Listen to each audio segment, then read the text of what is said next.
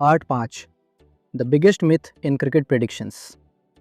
अब तक हमने फोमो की बात की, बायस की बात की, प्रोफेशनल माइंडसेट की बात की और उस साइलेंट फेस की भी बात की जहां ज़्यादातर प्रेडिक्टर्स क्वाइटली गिव अप कर देते हैं।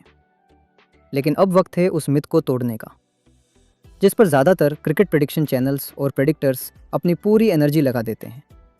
और वो मिथ है प्रेडिक्शन एक्यूरेसी ही सब कुछ है। पहली नज़र में ये बात सही लगती है, आखिर प्रेडिक्शन का पर्पस ही सही रिजल्ट बताना है। लेकिन एक सवाल पूछता हूँ, अगर कोई प्रेडिक्टर 10 में से 8 प्रेडिक्शंस सही करता है लेकिन हर प्रेडिक्शन इमोशन से करता है, क्या वो लॉन्ग टर्म में सक्सेसफुल प्रेडिक्टर है? और अगर कोई प्रेडिक्टर 10 में से सिर्फ 6 प्रेडिक्शन सही करता है लेकिन हर प्रेडिक्शन लॉजिक, डिसिप्लिन और क्लियर प्रोसेस के साथ करता है, तो कौन ज़्यादा डेंजरस प्रेडिक्टर है?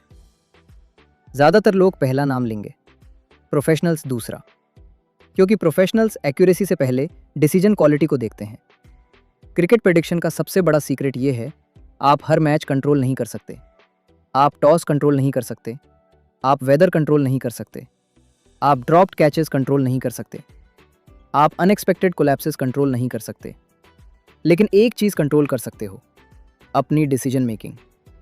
और लॉन्ग टर्म में वही सबसे ज़्यादा मैटर करती है। सोचो, 2 प्रेडिक्टर्स हैं, दोनों ने सेम मैच प्रेडिक्ट किया, दोनों ने सेम टीम चूज़ की, मैच का रिजल्ट भी सेम आया। लेकिन फ़र्क ये है, पहले प्रेडिक्टर ने एनालिसिस किया, पिच देखी, कंडीशंस देखी, रीसेंट फॉर्म देखी, मैचअप्स देखे और फिर डिसीजन लिया। दूसरे प्रेडिक्टर ने बस सोशल मीडिया पर ट्रेंड देखा और भीड़ के साथ चल दिया। दोनों की प्रेडिक्शन सही हो गई, लेकिन क्या दोनों इक्वली स्किल हैं? बिल्कुल नहीं। रिजल्ट सेम हो सकता है, डिसीजन क्वालिटी सेम नहीं होती। और यही बात ज़्यादातर लोग मिस कर देते हैं।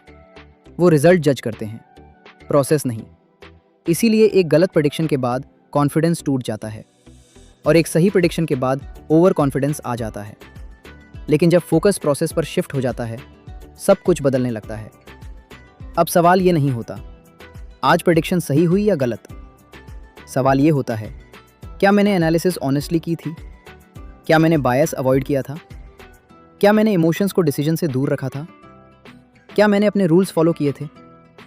अगर जवाब हाँ है, तो तुम प्रोग्रेस कर रहे हो, चाहे आज का रिजल्ट कुछ भी हो।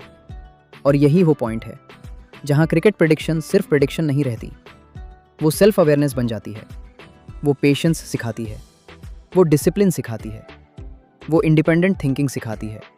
और शायद इसीलिए बेस्ट प्रेडिक्टर्स सिर्फ क्रिकेट को नहीं समझते, वो इंसान की साइकोलॉजी को समझते हैं।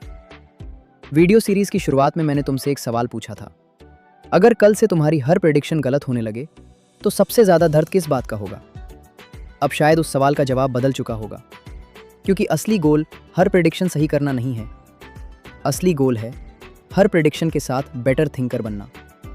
और जब तुम बेटर थिंकर बन जाते हो तो एक्यूरेट प्रेडिक्शन सिर्फ एक साइड इफेक्ट बन जाती हैं। याद रखो, क्रिकेट प्रेडिक्शन का फ्यूचर स्टैटिस्टिक्स से नहीं जीता जाता, न ही ब्लाइंड कॉन्फिडेंस से।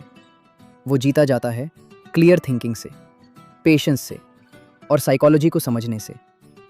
अगर आज की वीडियो ने तुम्हें ओवर एक्साइटेड नहीं किया, लेकिन तुम्हें थोड़ा सा और अवेयर बना दिया, तो शायद ये वीडियो अपना काम कर चुकी है।